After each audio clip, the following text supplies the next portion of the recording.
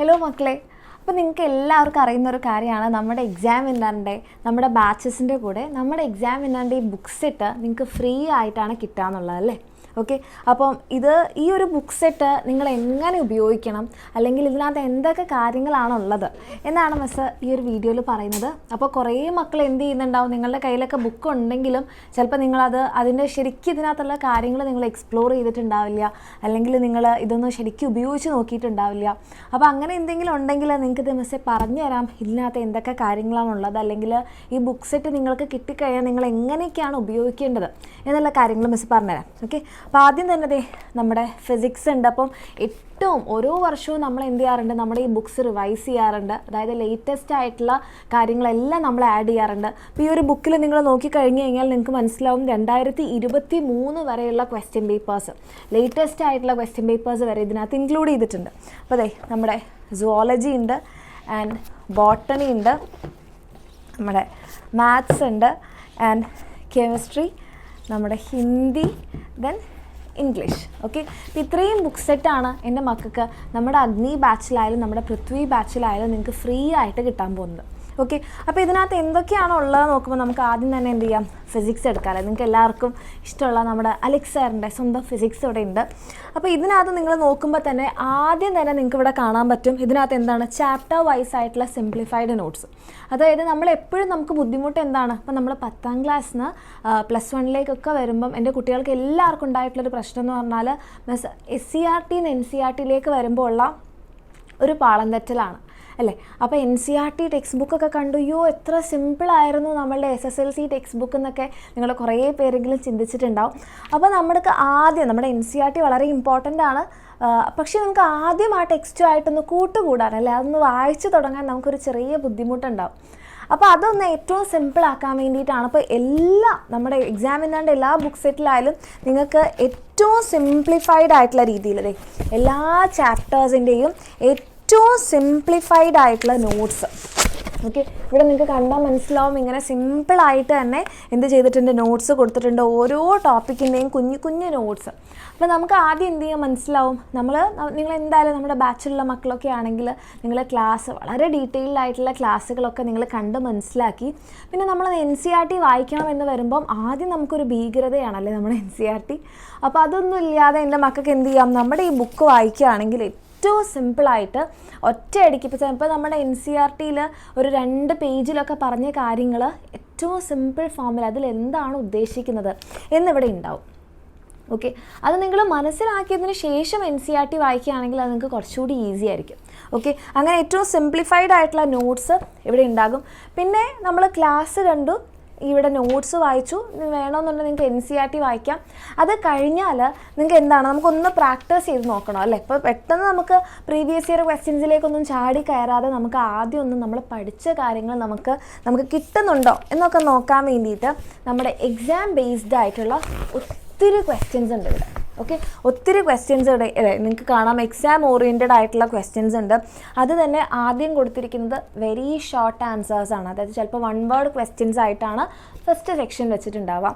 അത് കഴിഞ്ഞാൽ പിന്നെ എന്തുണ്ടാവും, ഒരു 2 മാർക്ക് ക്വസ്റ്റ്യൻ, പിന്നെ 3 മാർക്ക് ക്വസ്റ്റ്യൻ, പിന്നെ ഒരു essay ക്വസ്റ്റ്യൻ.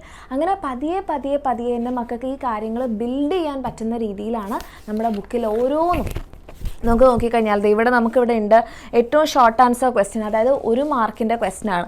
അത് കഴിഞ്ഞ് കഴിഞ്ഞാൽ ഇവിടെ നിങ്ങൾക്ക് 3 മാർക്സിൻ്റെ ക്വസ്റ്റ്യൻ കാണാം.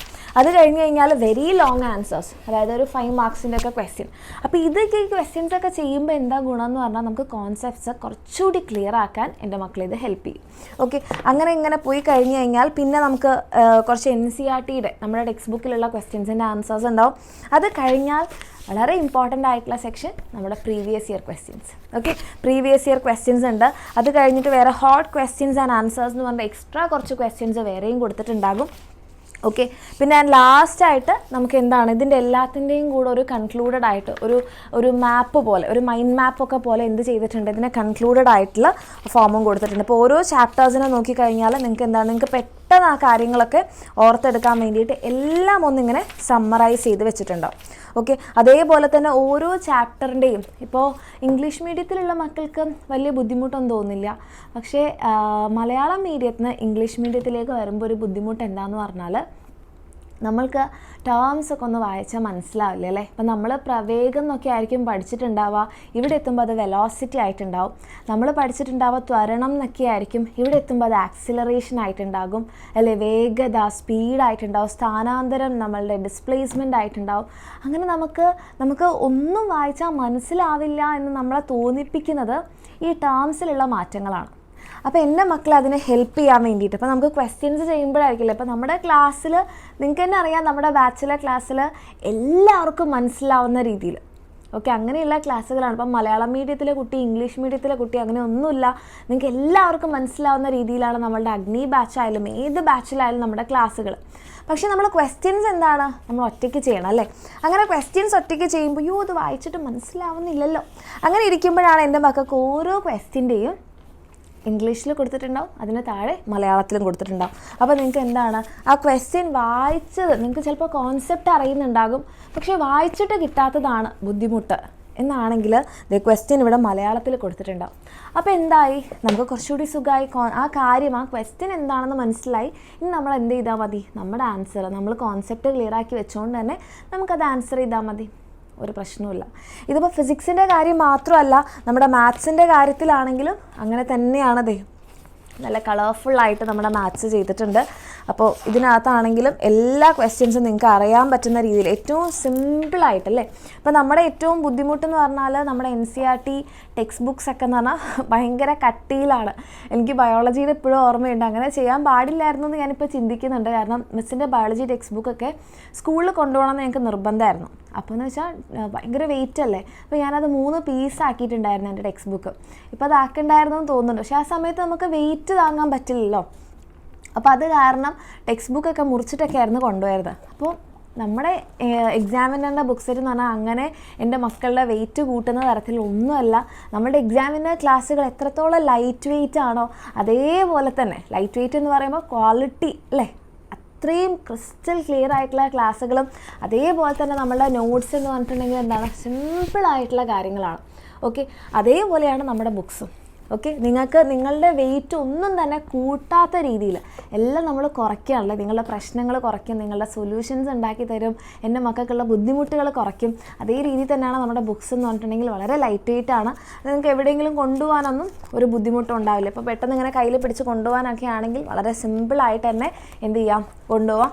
എല്ലാ കാര്യങ്ങളും വളരെ ഡീറ്റെയിൽഡ് ആയിട്ട് തന്നെ, ഇപ്പോൾ മാത്സിൻ്റെ ഒക്കെ ആണെങ്കിൽ ഡീറ്റെയിൽഡ് ആയിട്ടുള്ള സിംപ്ലിഫൈഡ് ആയിട്ടുള്ള സൊല്യൂഷൻസ് വരെ ഇതിനകത്തുണ്ട്. ഇതും നിങ്ങൾക്ക് നോക്കിക്കഴിഞ്ഞാൽ എല്ലാ ക്വസ്റ്റ്യൻസും 2023 വരെയുള്ള, അതായത് ഈ വർഷം കഴിഞ്ഞിട്ടുള്ള ക്വസ്റ്റ്യൻ പേപ്പേഴ്സും അതിൻ്റെ ആൻസേഴ്സ് വരെ നമ്മുടെ ഈ ബുക്കിലുണ്ട്.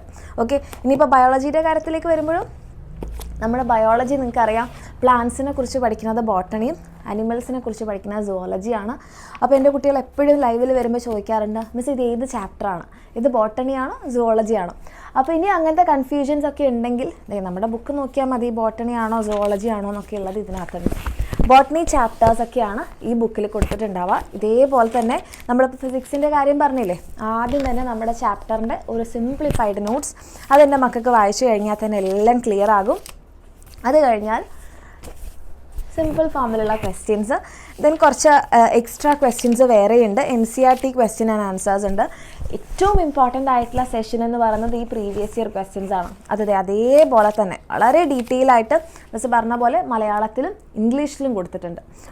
അതുപോലെയാണ് നമ്മുടെ സുവോളജി.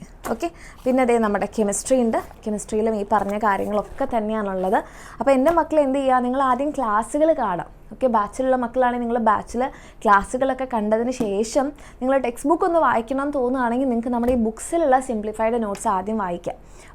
ആൻഡ് നമ്മുടെ ബാച്ചിൽ ഓൾറെഡി നിങ്ങൾക്ക് പ്രീവിയസ് ഇയർ ക്വസ്റ്റ്യൻസിൻ്റെ ഒക്കെ ഒരു സെക്ഷൻ ഉണ്ട്, സെപ്പറേറ്റ് ഉണ്ട്, നമ്മൾ തന്നെ ചെയ്തിട്ടുള്ള സെപ്പറേറ്റ് സെഷൻ ഉണ്ട്. ഇനി നിങ്ങൾക്കൊന്ന് പ്രാക്ടീസ് ചെയ്യണം എന്ന് തോന്നിക്കഴിഞ്ഞാൽ ആദ്യം എൻ്റെ മക്കൾ എന്ത് ചെയ്യുക, ഈ സിംപ്ലിഫൈഡ് ആയിട്ടുള്ള ക്വസ്റ്റ്യൻസ് പ്രാക്ടീസ് ചെയ്തതിന് ശേഷം പ്രീവിയസ് ഇയർ ക്വസ്റ്റ്യൻസ് നിങ്ങൾക്ക് ഒന്നെങ്കിൽ നമ്മളുടെ ക്ലാസ്സുകൾ കാണാം, അല്ലെങ്കിൽ നിങ്ങൾക്ക് എന്ത് ചെയ്യുക, സ്വന്തമായിട്ടൊന്ന് പ്രാക്ടീസ് ചെയ്യാൻ ഇത് ഉപയോഗിക്കാം. ഇനി ലാംഗ്വേജസിൻ്റെ ആണെങ്കിൽ ഇംഗ്ലീഷിൻ്റെയും ഹിന്ദിയുടെയും ഒക്കെ ഉണ്ട്.